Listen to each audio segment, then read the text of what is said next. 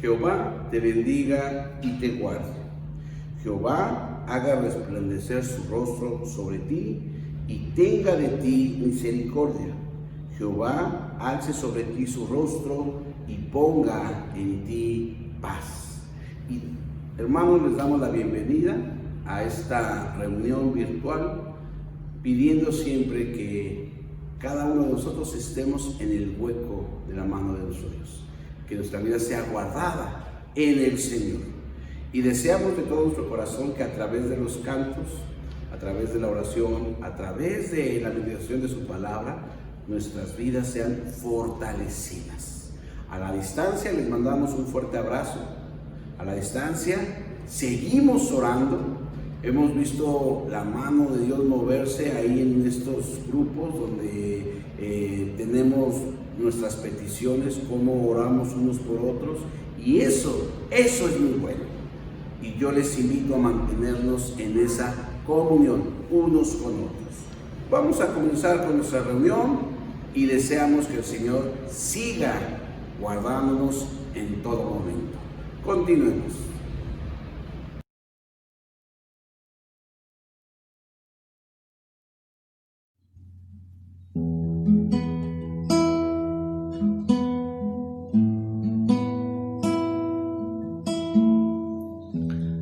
Somos tu pueblo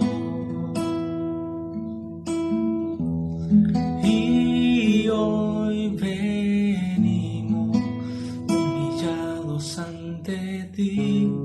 Somos tu pueblo,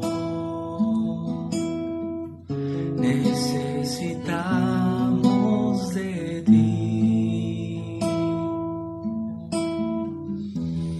Hemos pecado, hemos dejado tu camino, tu verdad, nos humillamos.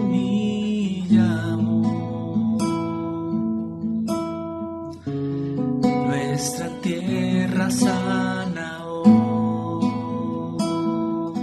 sánanos, sánanos, es el clamor de este pueblo humillado ante ti. Sálvanos, sálvanos, en la oración de tus hijos postrados ante ti. Sánanos, sánanos.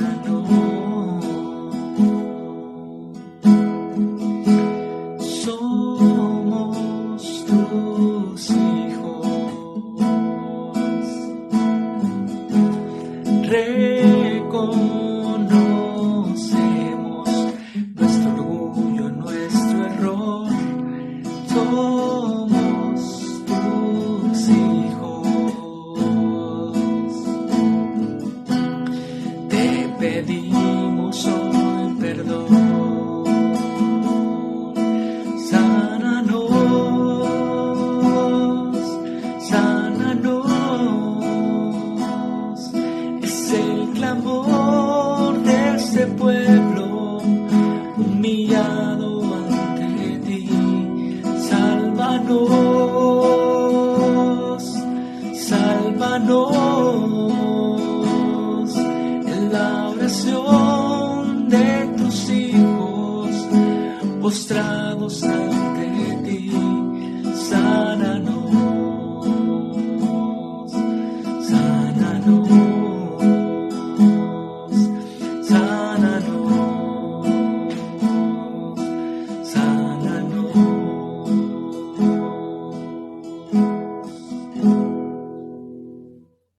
Hermanos, en este primer mes del año podemos aprender un canto nuevo, canción 326, Redentor Divino. Acompáñenme a cantar.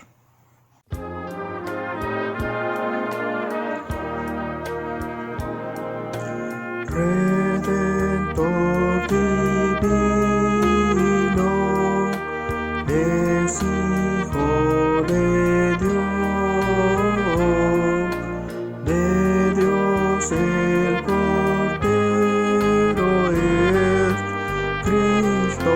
Salvador. Te agradezco, Padre, por darnos a tu Hijo. Mándanos tu Espíritu para tu obra completa. Redentor divino, bendito Jesús, pagó nuestra culpa en la cruenta cruz. Te agradezco, Padre, por darnos a tu Hijo.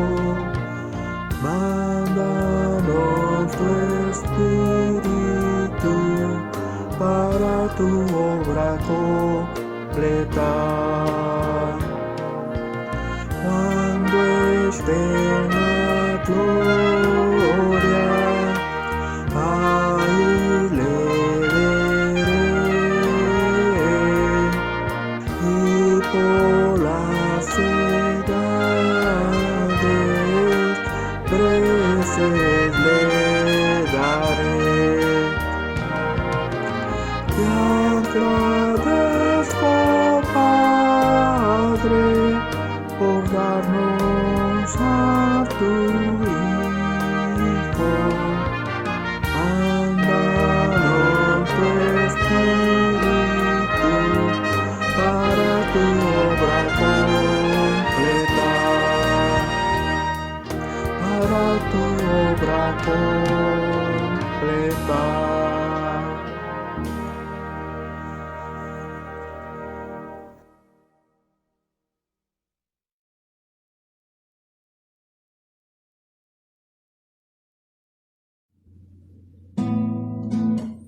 Gracias por la cruz, oh Dios, por el precio tú pagas, mi pecado y dolor, tu amor quitó, dando gracia eterna. Gracias por tu amor, oh Dios,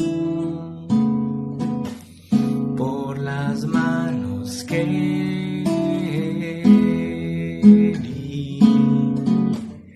pues tu río me limpió y siento al fin tu perdón y salvación. Digno eres, Señor, en tu trono estás, coronado con poder, reinas con majestad.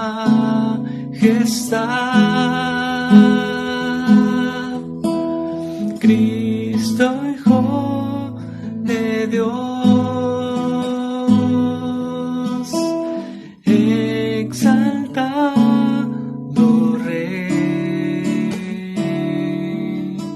moriste en la cruz en mi lugar. Digno eres, Señor,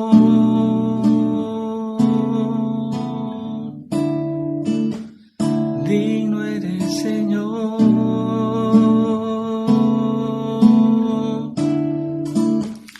digno eres, Señor,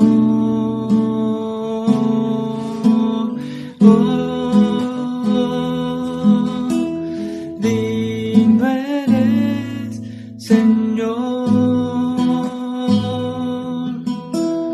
en tu trono estás.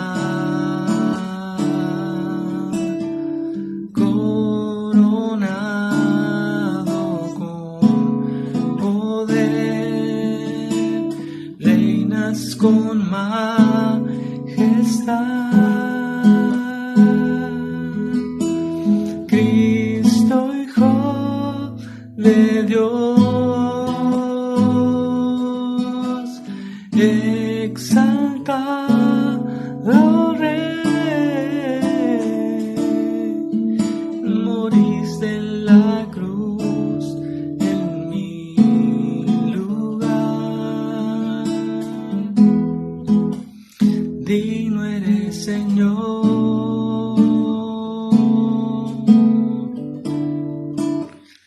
digno eres, Señor.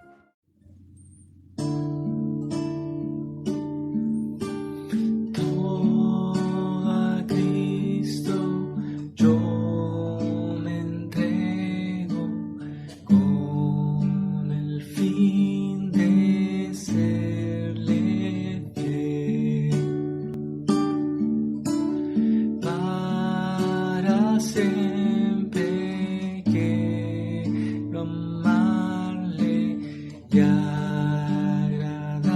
agradarle solo a Él. Yo me rindo a Él. Yo me rindo a Él. Todo a Cristo yo me entrego. Quiero serle fiel. Yo me rindo a Él.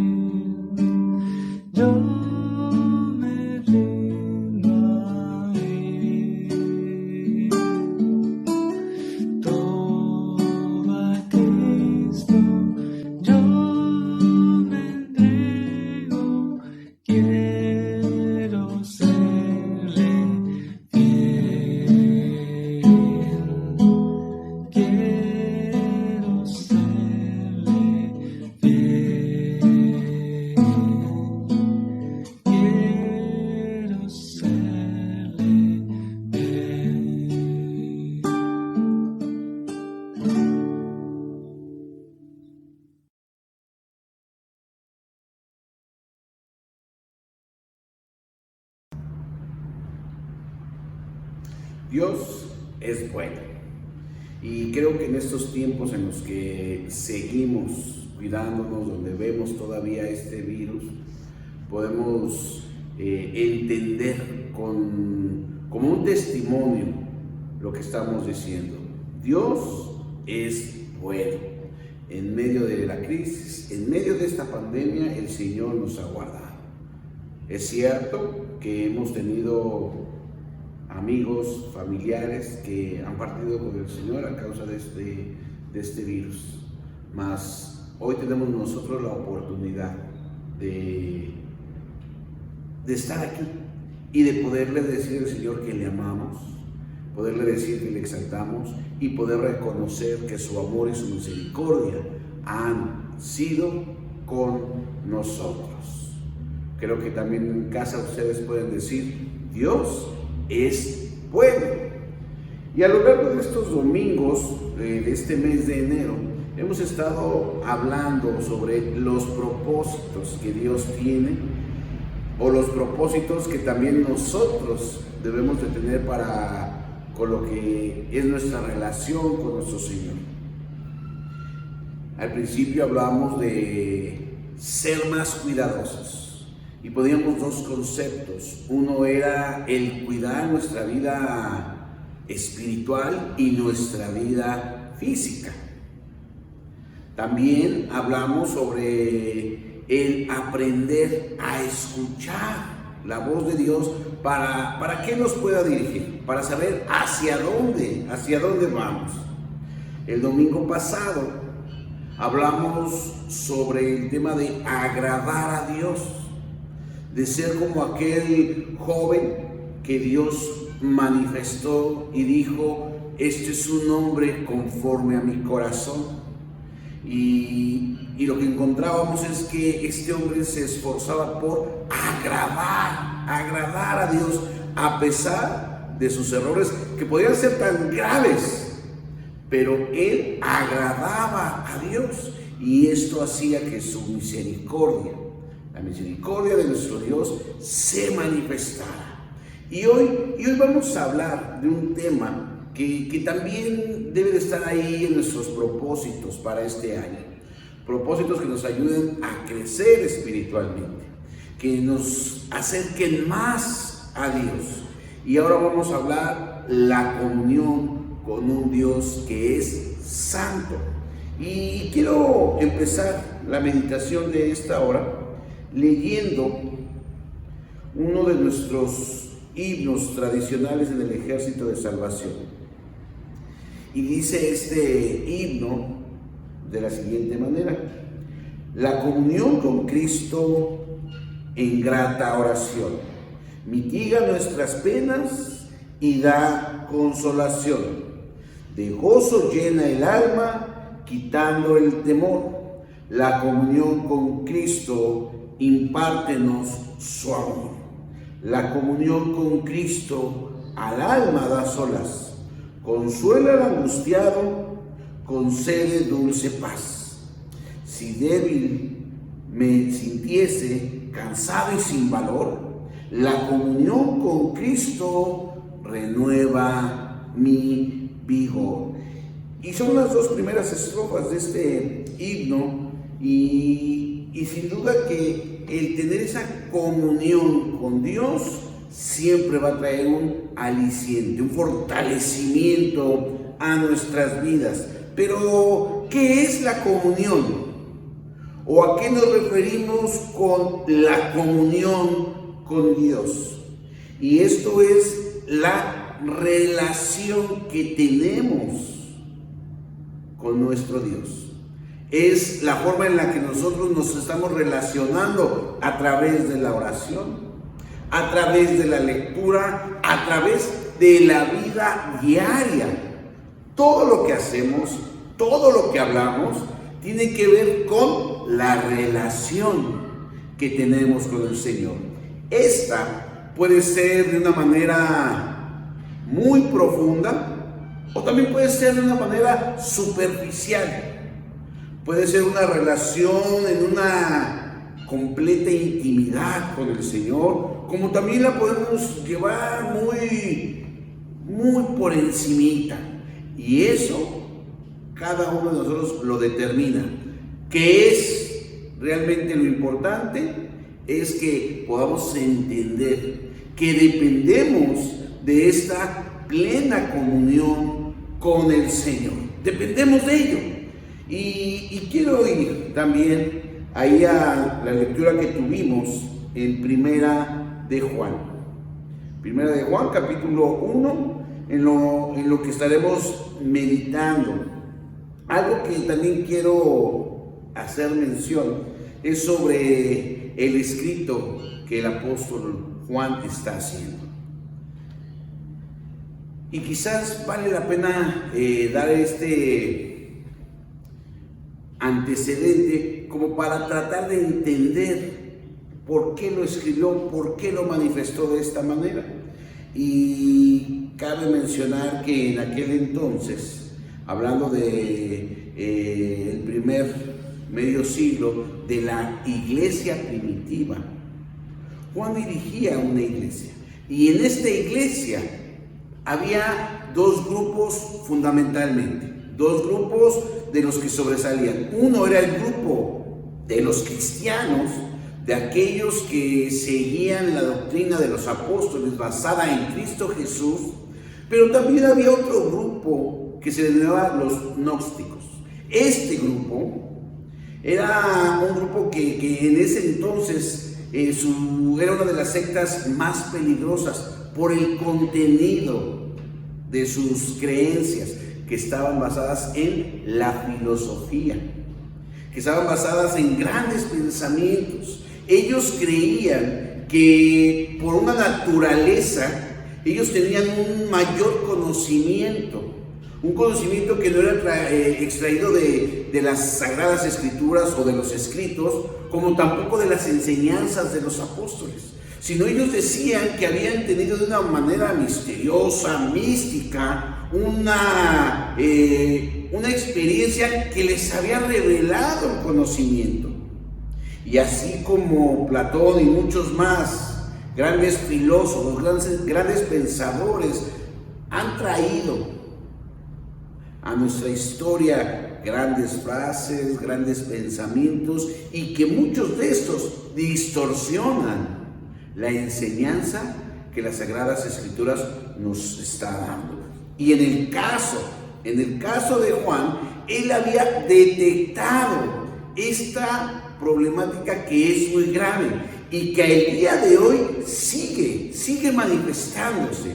Muchas veces nosotros en la actualidad podemos encontrar gente que declara frases como: la Biblia dice, ayúdate que yo te ayudaré. O empezamos a poner otro tipo de pensamientos, los cuales no son bíblicos, los cuales no son cristocéntricos.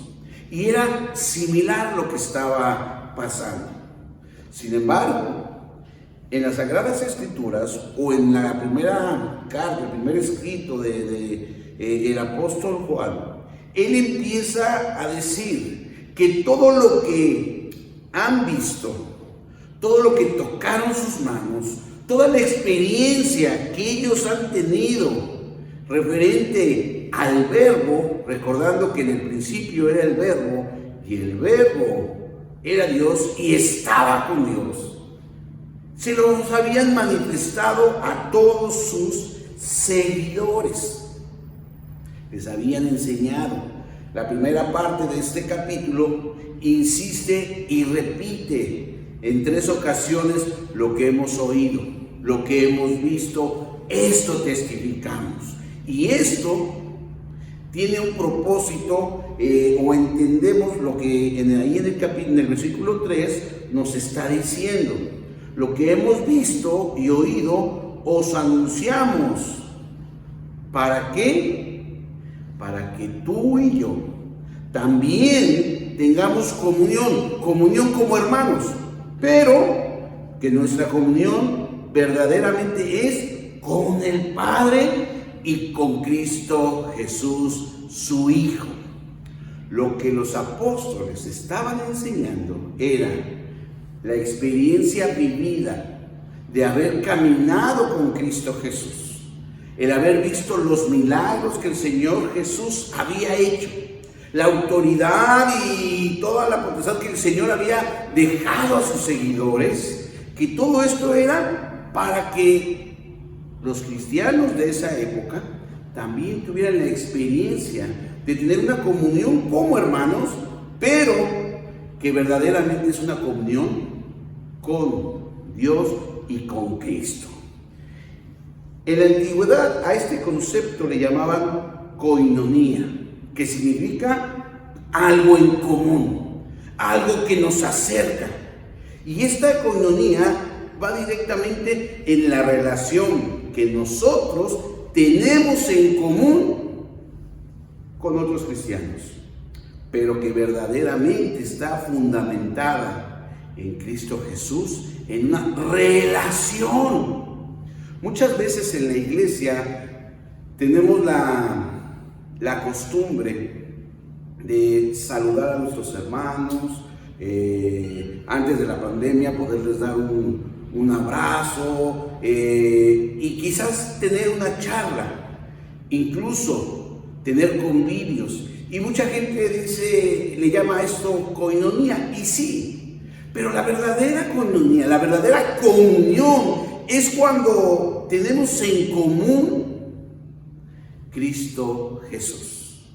Cuando tenemos en común ese sacrificio, esa verdad, ese camino, esa vida, y podemos compartirla unos con otros, pero el fundamento es Cristo Jesús. No hablamos de una comunión de venir, platicar e irnos, no. La comunión a la que nos estamos refiriendo es cuando escudriñamos, cuando nos juntamos para orar, cuando nos juntamos para estudiar, o lo que estamos haciendo ahorita. Nos hemos juntado virtualmente para tener esa comunión con nuestro Dios y a la distancia unos con otros. Usamos la plataforma de WhatsApp para poder comunicarnos y expresar nuestras peticiones de oración, para expresar aquellas situaciones, circunstancias, y queremos que la comunidad cristiana, la congregación, se una para orar por dicha petición. Pero también lo utilizamos para decir: el Señor ha dado respuesta, para compartir palabra de esperanza. Esa es la koinonía real, la verdadera comunión. Hablando del grupo gnóstico, este grupo también tenía como fundamento, y decían que Cristo era una persona normal, es decir, que en él no había divinidad, y que hasta que vino el bautismo fue que tuvo un toque espiritual, un espíritu dentro de él que lo hacía obrar, pero que realmente él no era verdaderamente Dios, lo cual la palabra rotundamente nos está diciendo que Cristo Jesús fue y es verdaderamente hombre, fue y es verdaderamente Dios. Y es ahí donde el apóstol Juan quiere hacer algo, o un paréntesis muy grande. En el versículo 5, él está diciendo: este mensaje que hemos oído de Cristo es el que anunciamos. Dios es luz y no hay tinieblas en él. Dios es claridad y no hay oscuridad en lo que el Señor está diciendo. Si decimos que tenemos comunión con Él, con Cristo, y andamos en tinieblas, entonces estamos mintiendo y no practicamos la verdad. Si andamos en la luz, esta luz tiene comunión unos con otros, y la sangre de Jesucristo, su Hijo, nos limpia de todo pecado. Aquí encontramos unas oraciones que se le denominan condicionales.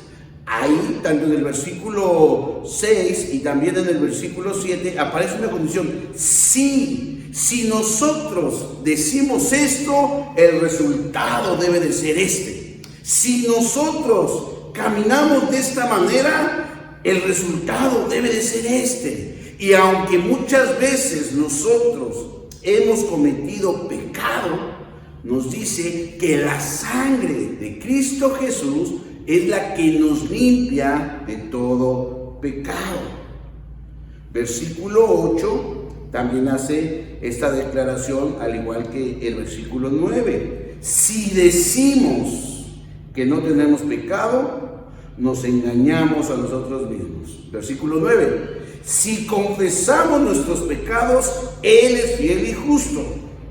Versículo 10. Si decimos que no hemos pecado, le hacemos a Él mentiroso. Nuevamente la manifestación de esas oraciones condicionales. Si nosotros andamos diciendo que no tenemos pecado, que no necesitamos de la gracia de Cristo porque no fallamos, entonces somos mentirosos. Ahora, que si nosotros tenemos la virtud de confesar nuestro pecado, Dios es fiel y justo para perdonarnos. Pero si nosotros decimos que no hemos pecado, entonces la enseñanza de Cristo es falsa. Y aquí vale la pena entender, hermanos, aún en este tiempo, aún después de haber caminado 5, 10 o más años bajo la gracia de Cristo, tenemos que reconocer que hemos pecado. Tenemos que reconocer que seguimos siendo seres caídos, pero bajo gracia. Y este era uno de los dilemas o uno de los problemas que había en estos dos grupos. Porque decían los gnósticos, ¿cómo es posible que podamos tener en un cuerpo que es malo por naturaleza, entrar a un estado de pureza o un lugar donde está la santidad de Dios? No se puede. Y en cierta forma es verdad. Pero no olvidemos que nosotros, los hijos de Dios, estamos bajo la gracia de Cristo Jesús. Y que es por Cristo Jesús, en su sangre, en el Cordero, que hoy nosotros tenemos esa comunión con Dios a pesar de tener pecado en nuestras vidas. Pero ojo, claramente nos dice, si confesamos, si reconocemos, si le damos el lugar a nuestro Dios, Él es fiel y justo para perdonarnos. El ser humano, por naturaleza, sí hay un mal en él. Desde la caída, el hombre ha venido desobedeciendo a su Creador. Desde la caída, el ser humano ha venido de mal en peor. Y la misma Escritura dice que la maldad de los hombres irá en aumento. Pero también la gracia de Dios nos bastará para encontrar vida y vida eterna en Cristo Jesús. Es necesario entender que a pesar de haber caminado muchos años con el Señor, hoy sigo dependiendo de su gracia. Y no es que Cristo Jesús cada vez que peco es crucificado, no, porque el sacrificio fue una vez y para siempre, y para todo aquel que en Él cree. Y ahí estamos fundamentados nosotros en la fe que tenemos en Cristo Jesús. Aquellas personas, como dice el versículo 10, que niegan su pecado, dice que se engañan a sí mismos. Muchas veces caemos en el error de creer que somos buenos, de creer que merecemos algo, de creer que hemos logrado lo que tenemos porque tenemos capacidades. Y pocas veces le estamos dando el crédito a nuestro Dios. Hablando concretamente de aquellas cosas que moran en nosotros, que están en nosotros y que no le agradan a Dios, debemos de confesarlas, reconocerlas y decirle a nuestro Señor: Padre, aquí está mi vida, me he equivocado, no he podido superar esto, no he podido superar lo otro, mas en Cristo Jesús soy una nueva criatura. Y dejar que el Espíritu Santo haga el trabajo en nosotros. Lo importante de confesar, declarar a nuestro Dios nuestro pecado. En el momento que tú y yo confesamos al Señor nuestro pecado, entonces estamos mostrando un verdadero arrepentimiento, no remordimiento, no sentimiento de culpa, arrepentimiento, el dolor por haberle fallado. La base de nuestro perdón no se enfoca en realidad en nuestra actitud, sino en la misericordia de Dios. No es que yo me humille y por tal razón el Señor me perdona. No, por amor, porque el Señor me amó, porque el Señor es grande en misericordia, porque su gracia es mayor, por el carácter de mi Dios es que hoy tengo salvación. Hermanos, es importante entender que nosotros, los hijos de Dios, seguimos fallando, pero los hijos de Dios seguimos teniendo esa misericordia. Hoy busquemos de una manera más profunda a nuestro Dios. Hoy experimentemos esa experiencia en comunión, como un Dios santo permite que hombres pecadores entren a su presencia. Y nosotros por fe, por testimonio decimos: solo por Jesús, solo por su sangre es que tenemos gracia y hallamos perdón en Cristo Jesús. Quizás hay mucho que cambiar, quizás hay mucho que corregir, quizás hay mucho que declararle al Señor, pero hoy tenemos ese tiempo. Hoy tenemos el tiempo para ponernos a cuentas con nuestro Dios. Y en la tarde volvernos a poner a cuentas con nuestro Dios. Y en la noche volvernos a poner a cuentas con nuestro Dios. Hay una enseñanza para ya cerrar la meditación de esta hora que Job hacía. Cada vez que sus hijos se reunían a tener alguna fiesta, algún convivio, él al otro día, muy temprano en la mañana, se levantaba a ofrecer sacrificio por cada uno de sus hijos, entendiendo la debilidad como seres humanos.